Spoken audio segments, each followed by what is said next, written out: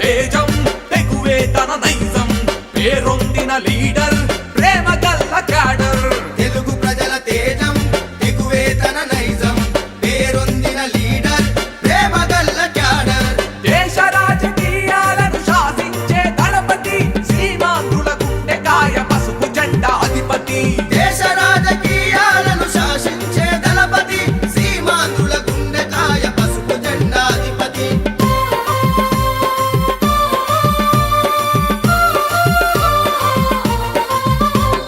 జయ హో మా నారా చంద్రన్న జయమన్నది నీ నీడైందన్నా సలాము స్వర్ణాంధ్ర స్వామికుడా సాటి లేని అమరావతి శ్రామికుడా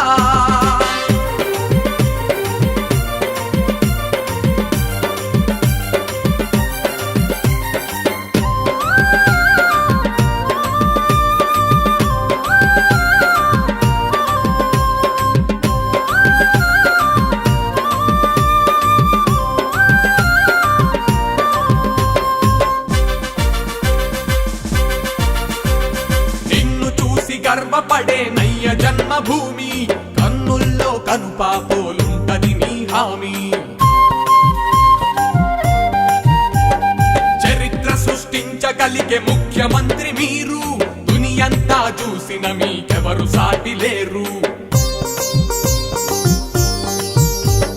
పథకాలు ఎన్నో పెట్టి ప్రజల మనసు గెలిచినవు నేనున్నానంటూ వచ్చి మా ముంగిట నిలిచినవు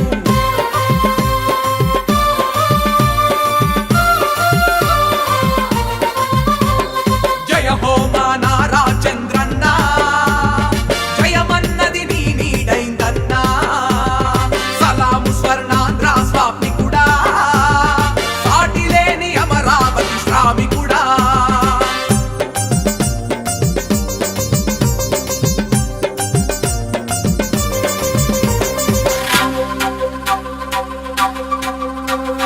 ప్రజల కొరకు ప్రజల వెంట నడిచిన ప్రస్థానం ప్రజలే నా దేవుళ్ళని పాలించిన వైనం జన్మనిచ్చిన భూమికి ఉంటానని రక్ష జన్మదిన నా ధర్మ పోరాట దీక్ష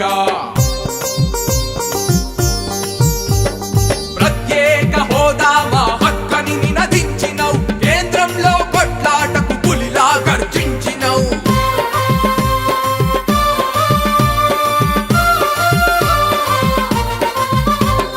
జయ హో మా నారా చంద్రన్న జయమన్నది నీ నీడైందన్నా సలాము స్వర్ణాంధ్ర స్వామికుడా సాటి లేని అమరావతి శ్రామికుడా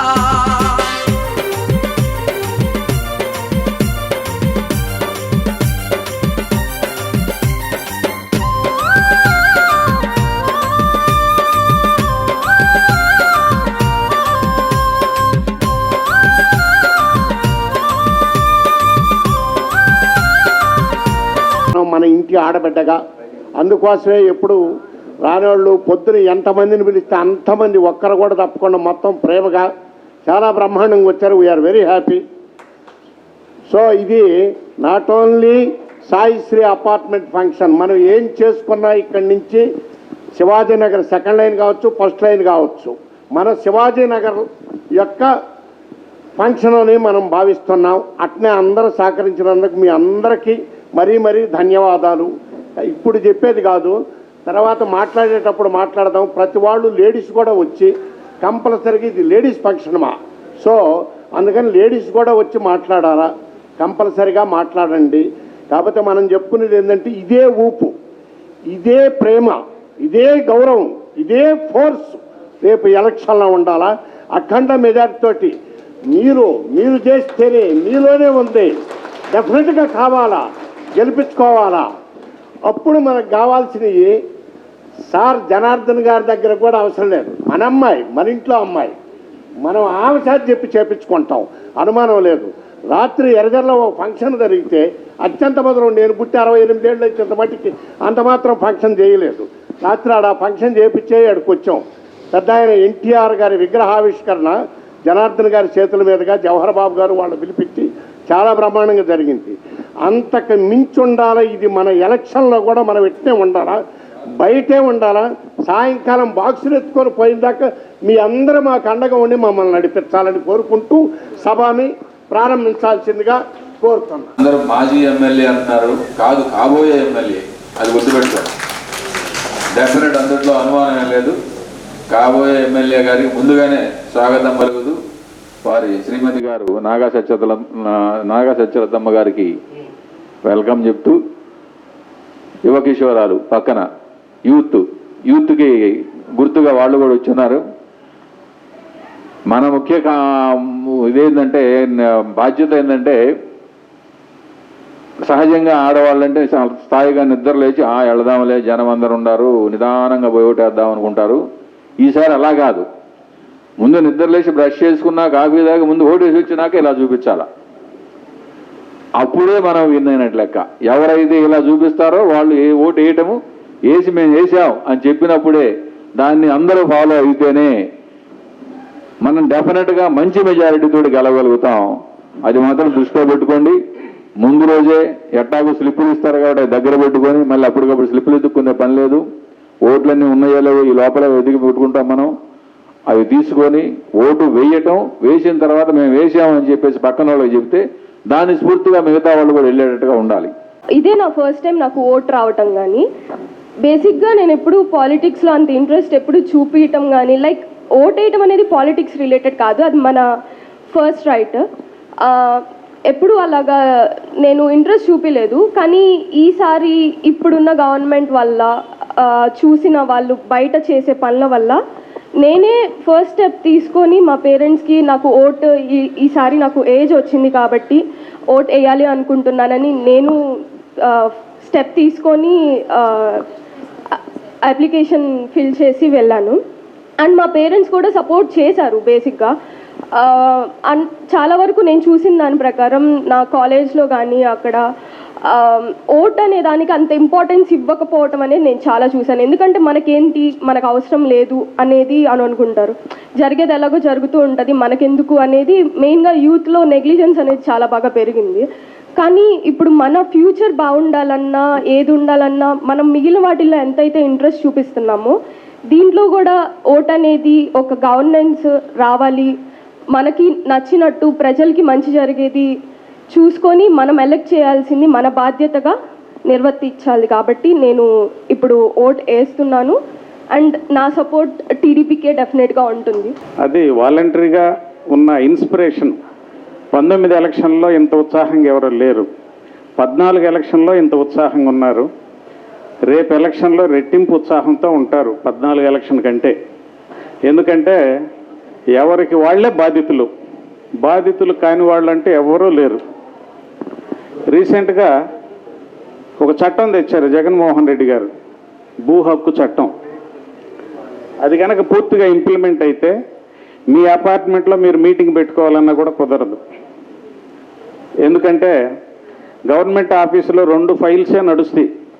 ఒకటేమో వివాదాలున్న ఫైల్ ఒకటి, వివాదం లేని ఫైల్ ఒకటి. కొన్నాళ్ళకి వివాదం లేని ఫైళ్ళు కూడా ఖాళీ అయిపోద్ది. కారణం ఏంటంటే ఇప్పుడు ఈ పక్క స్థలం వాళ్ళు అయ్యా 4 అడుగులు ఆక్రమించుకొని ఈ అపార్ట్మెంట్ కట్టారు ఆ బిల్డర్ ఆ రోజు అని అంటే ఇది వివాదం ఉన్న ఫైల్లోకి వెళ్ళుద్ది. ఇక మీ అపార్ట్మెంట్ మీ బిడ్డలకి పసుపు కుంకుమ కింద రాయాలన్నా, బ్యాంకులో లోన్లు తెచ్చుకోవాలన్నా, అమ్మాలన్నా మీ చేతుల్లో ఏమి ఉండదు. ఆర్డీఓ ఆఫీస్లో మళ్ళీ క్లియరెన్స్ ఇవ్వాలి. ఆర్డీఓ ఆఫీస్లో క్లియరెన్స్ ఇవ్వాలంటే ఒక్కొక్క వార్డుకు ఒక వస్తాదు ఉన్నాడు కదా, ఆ వస్తాదు ఒప్పుకోవాలి. మరి ఆ వస్తాదు ఒప్పుకోవాలంటే ఇది ₹1 కోటి ప్రాపర్టీ అంటే కనీసం 10% అన్న కొడితే కానీ ఆ వస్తాదులు ఒప్పుకోరు. ఇలాంటి పరిస్థితి ఉంది. ఇకపోతే ఈ 4.5 సంవత్సరం మీరు చూస్తూనే ఉన్నారు. ఈ రాష్ట్రంలో రోజు 7 యుక్త వయసు వచ్చిన ఆడపిల్లలు 12 మంది మహిళలు అదృశ్యం అవుతున్నారు. ఇది నగ్న సత్యం. 36,000 కేసులు ఈ రాష్ట్ర ప్రభుత్వం రికార్డ్ అయినాయి ఇప్పటికీ ఈ గవర్నమెంట్ వచ్చిన తర్వాత. ఎందుకంటే ఎన్నో ఎలక్షన్లు మనం చూసాం, కానీ ఈ ఎలక్షన్ అన్నిటిలా కాదు. ఒంగోలు అంటే ఒంగోలు గిత్తలు అని చెప్పుకునే వాళ్ళం. మనం ఏదైనా ఊరు వెళ్తే మా ఊరు ఒంగోలు అంటే ఒంగోలు గిత్తలు ఫేమస్ కదా అని చెప్పుకునే వాళ్ళం.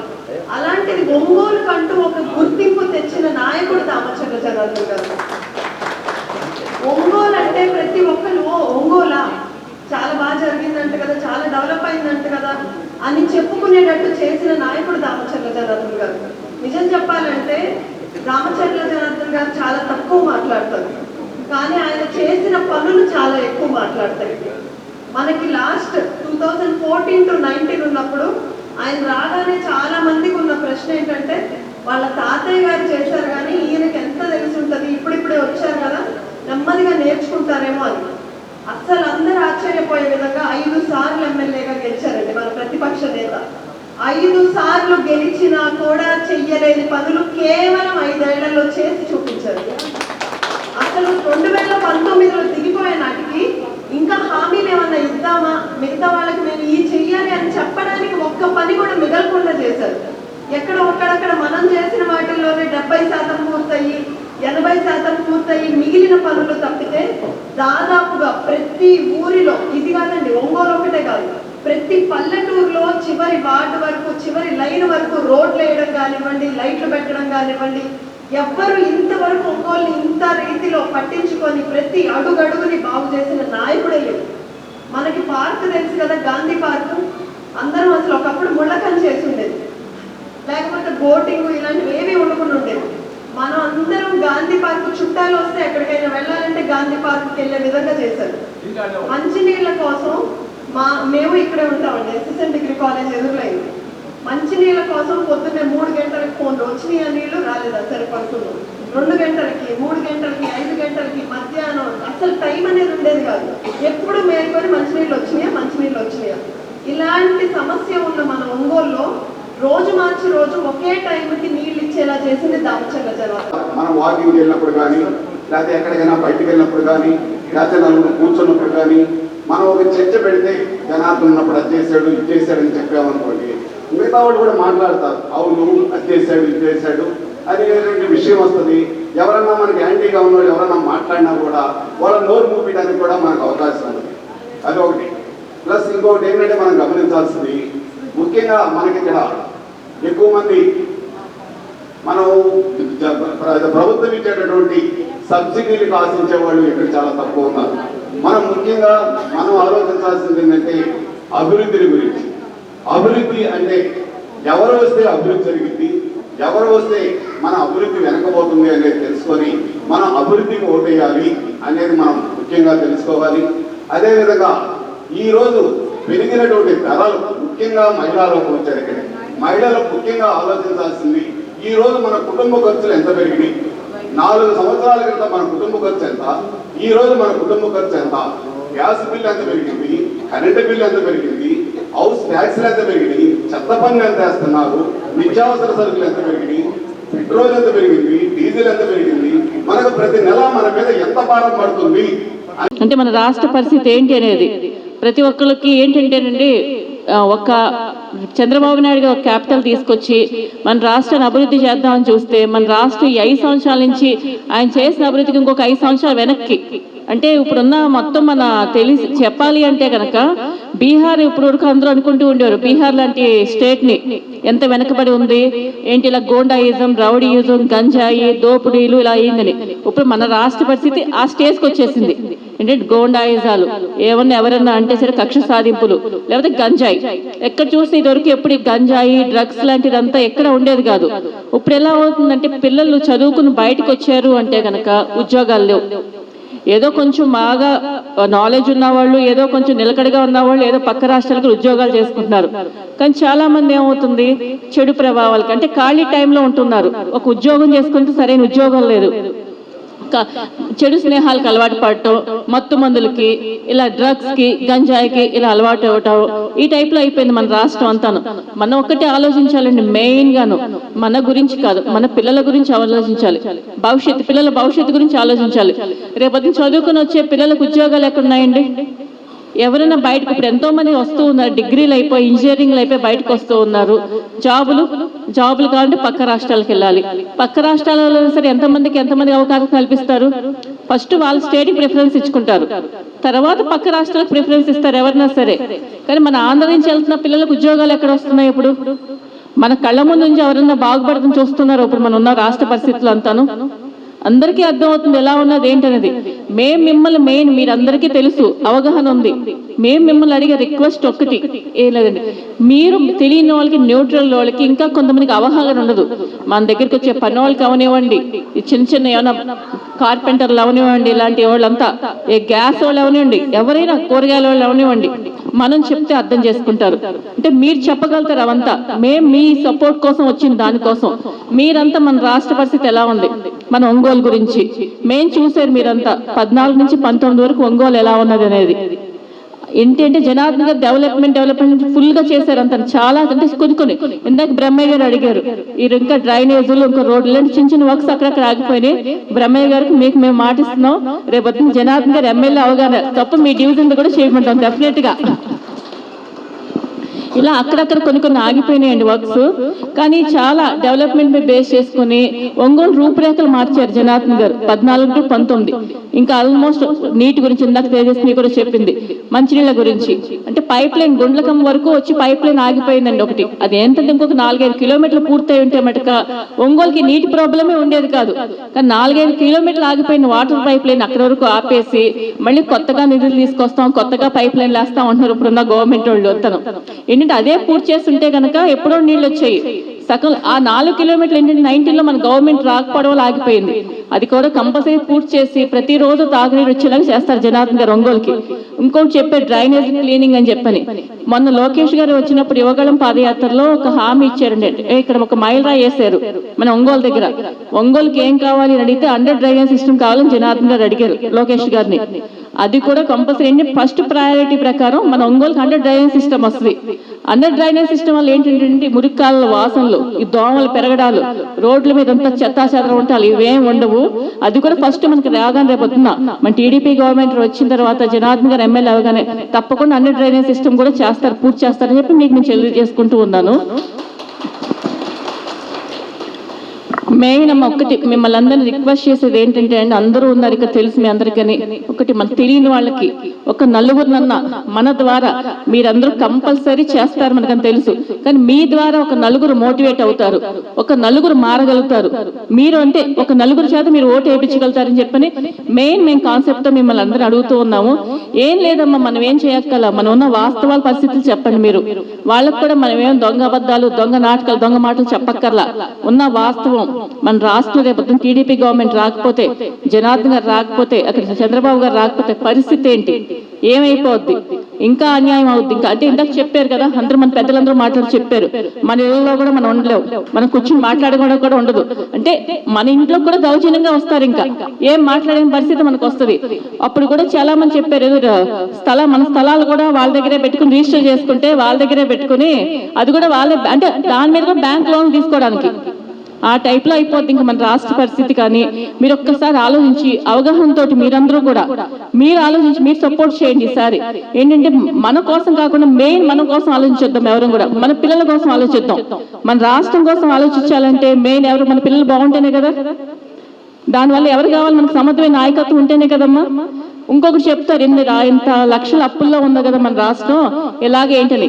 చంద్రబాబు గారి మీద నమ్మకంతో కంపెనీలు వస్తాయి, మనకు ఒక రాజధాని ఏర్పడుతుంది. ముందు ఏదైనా ముందు కంపెనీ వాళ్ళు వచ్చి మనకి ఇక్కడ పెట్టాలంటే ముందు మన రాజధాని ఏది మనకి ఇప్పుడు ఎక్కడైనా ఎవరిని చెక్ ఇన్వెస్ట్ చేయగలుగుతారు. మనకి ఒక క్యాపిటల్ అంటే ఉంటేనే కదా ఎవరిని ఇన్వెస్ట్మెంట్స్ వచ్చడానికి.